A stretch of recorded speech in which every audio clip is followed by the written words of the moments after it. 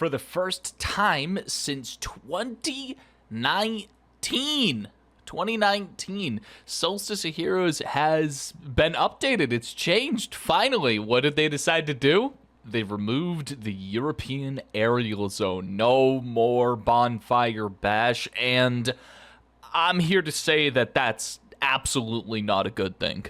Now, just for some context, Solstice, aka Solstice of Heroes, is Destiny's OG event. It is the predecessor of Age of Triumph. It was supposed to be the introduction into a new DLC year, and because of that, it was a big capstone event where you can get the most powerful gear of the year. Since 2020 and the delay of the Beyond Light DLC, it now no longer lines up with the end of the DLC year, ushering us into another calendar year, so part of its identity has been lost for the last 5 years, but it has been this way longer than it hasn't been this way.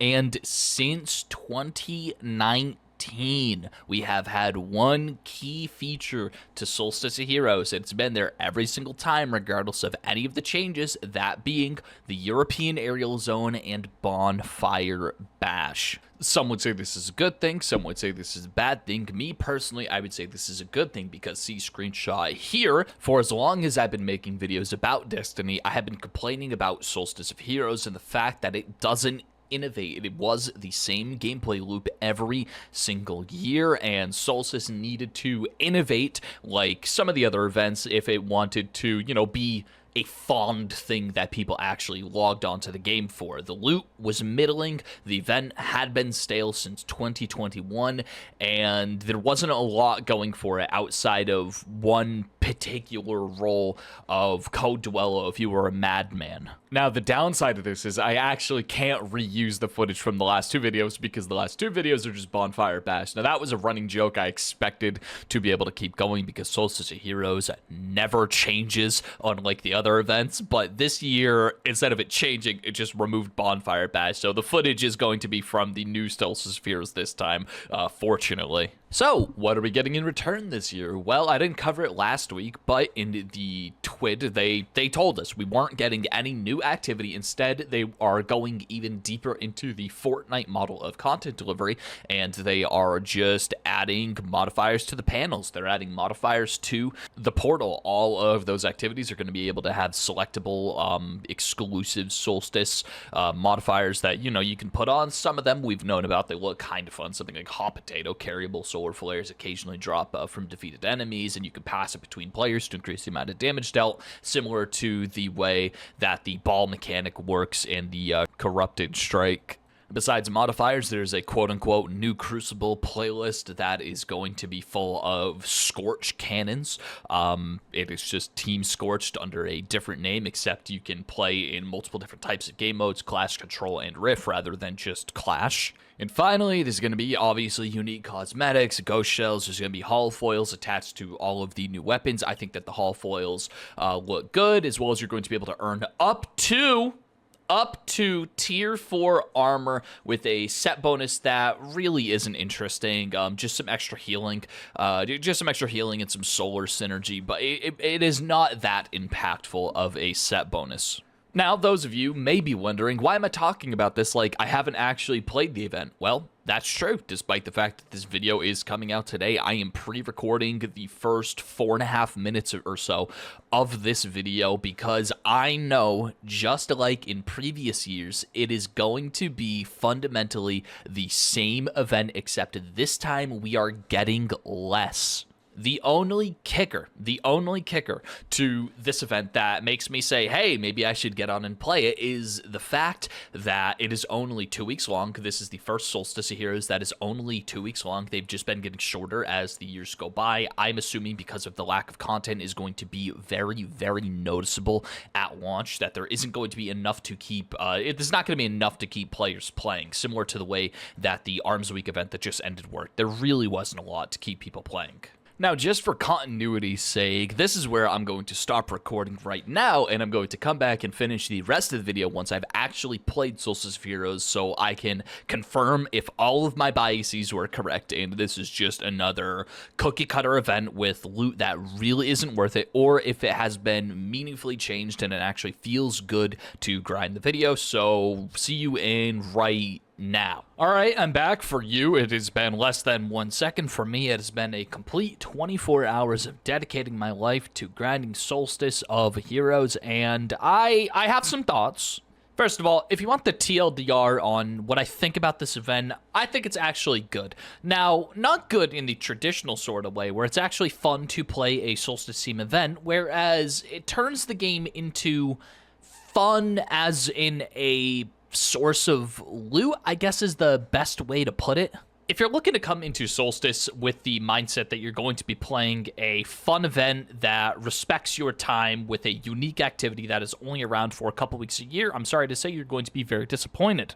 Because this entire event is quite literally just playlist activities with some additional modifiers. If you hated the portal before, you're going to like it marginally more now that Solstice is around, because it makes portal grinding more efficient via some of the gameplay modifiers, and it also makes it far more rewarding considering the rate at which Solstice gear is spit in loot. Ooh, wee! I'm a little hot under the collar just thinking about it right now. The quantity of loot that you're going to be getting from Solstice of Heroes is just insane. To put it into context, whatever loot tier you're at currently, you know, tiers 1 through 4, you're going to be getting +1 to the highest tier as long as you are achieving bonus objectives in playlist activities that are giving guaranteed Solstice of Heroes drops.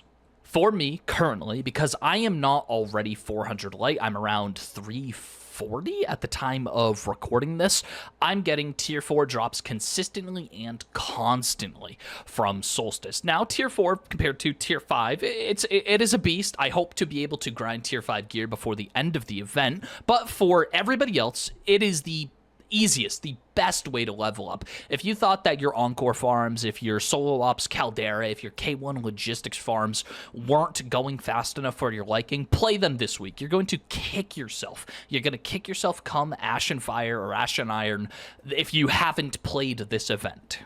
Now, that's just me talking about the quantity of loot. Now, the actual quality of the loot varies person to person. However, I feel that it is actually amazing. For once, I believe this is the first time we've gotten an event that gives us 3 brand new, quote-unquote, weapons to achieve. We got the brand new Huckleberry clone, the Solar clone. We got the Strand, area AoE denial frame, and we got a new combat bow.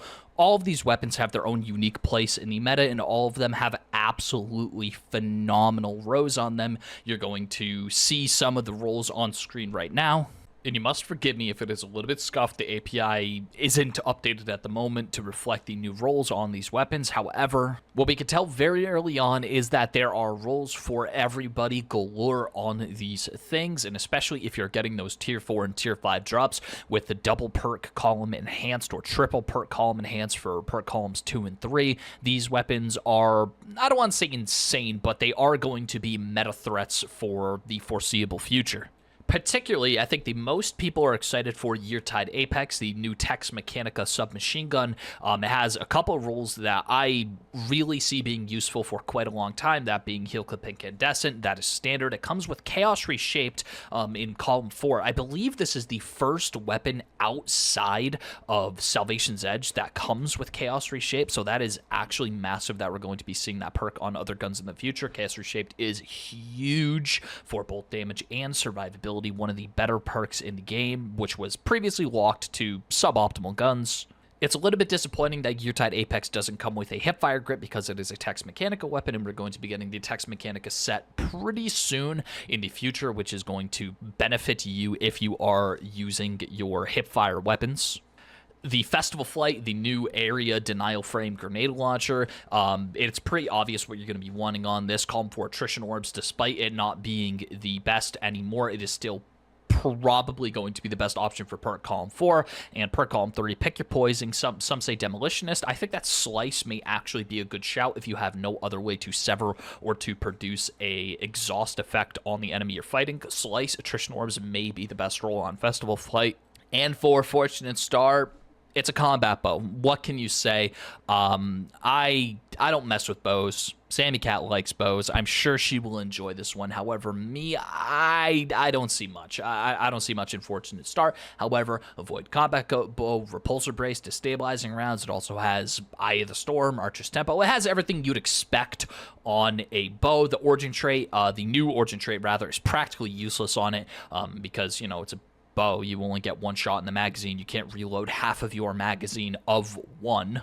But those were the weapons, and onto the actual bonus set, the set bonus for the armor. Again, it's scuffed. I'm working out of dim screenshots. We have Photo Galvanic for the 2-piece, receiving healing temporarily grants your solar weapons, increase flinch resistance, handling, and reload speed. And we have Cauterize, rapid solar flying blows heal you for the 4-piece. After briefly using these sets of armors, I feel that there really is no reason not to use these at the moment if you are using solar weapons or aren't doing some dedicated build. This has one of, if not the best, passive game armor sets in the entire game right now, outside of maybe the raid armor, if you do value the bonus that is going to be giving you for the 4-piece. But especially in Crucible, something like Photo Galvanic, receiving healing temporarily grants your solar weapons increase flinch resistance, handling, and reload speed if you are using a healing grenade or if you are using a Warlock Rift. I feel like this is going to have a whole heck of a lot of use, like really practical. This is I'm going to say it is genuinely a great armor set bonus compared to all of the others. I would say that this is top 3, and it's probably number 2 outside of the raid armor set. But like I said, it's just depending on what you're looking for. And Cauterize, basically, you're just looking at a heal equivalent to like a cure, like that you're going to be getting from cure and restoration. It's a good heal, but it doesn't start health regeneration. It is just a quick heal. We don't have an actual number value for it, I don't believe. I will correct myself in post if I am wrong. But besides that, I mean, the only thing that is wrong is the actual gameplay loop for the event. If you like grinding portal activities, you're going to like this event because it takes everything and turns it up to 11 in terms of the loot explosion factor. It feels like Borderlands 3 more than it feels like Destiny 2 in terms of the sheer quantity of rewards that you're going to be getting. Whether those rewards are good or bad are going to be dependent on if you put in the work in the couple weeks before the DLC into your Guardian rank and into grinding out your power level to, you know, above 400. If you can, I would say get to 400 and just play this event. The armor is good enough to justify running a set of tier 5 all the time as long as you are using at least one solar weapon. And the weapons, I would say that they're all usable. Like, they're very, very good. They're very, very good. It's a little bit of a shame that the old Solstice weapons didn't get a reprisal, but hey, I will take it for now. You know, the ones that we did get, I'm glad that we did get, and, you know, I'm sure they'll save it for the next time around, but this event is only 2 weeks. There's definitely a lot of FOMO to it, but it's not like the loot is restrictive enough where that if you don't get it, you know, if you play enough, you're going to get what you want, maybe with the exception for the Hollow Foils, because of the hours that I have been playing, I believe I've only dropped 2 Hollow Foils during regular gameplay, not even talking about the forging. But yeah, besides that, Ed, that's it. That's the event. Let me know what you think in the comments section down below. Solstice of Heroes had a fundamental issue that it was just a boring event with recycled content that didn't change year after year. But instead of replacing it with something a fresh activity, they just gave us another existing activity and just made it the loot event. Now, I would hate to see the direction that this goes in the future. If Bungie decides that this is how they want to do it, they're going to sunset, they're going to retroactively sunset all the old events for a year, and they're just going to give us 2 weeks of just a loot explosion. I don't know how I feel about that. I'm hesitant to say that I think it's a good idea. However, it definitely makes Bungie's job easier, way less bugs this time than last year. Like, genuinely, I don't think I believe I have encountered a single bug the entire time I've been playing Solstice, and that, for Bungie, for seasonal events, that is saying something. Every single event always launches scuffed, and hey, they nailed this one. All right, well, that is all I have to say. I want to thank each and every single one of you who are tuning in, who are watching this video. If you haven't already, please click that subscribe button. 100 subs in the last 5 days. Let's get some more. Let's get some more subs. Leave a like, leave a comment, and take care.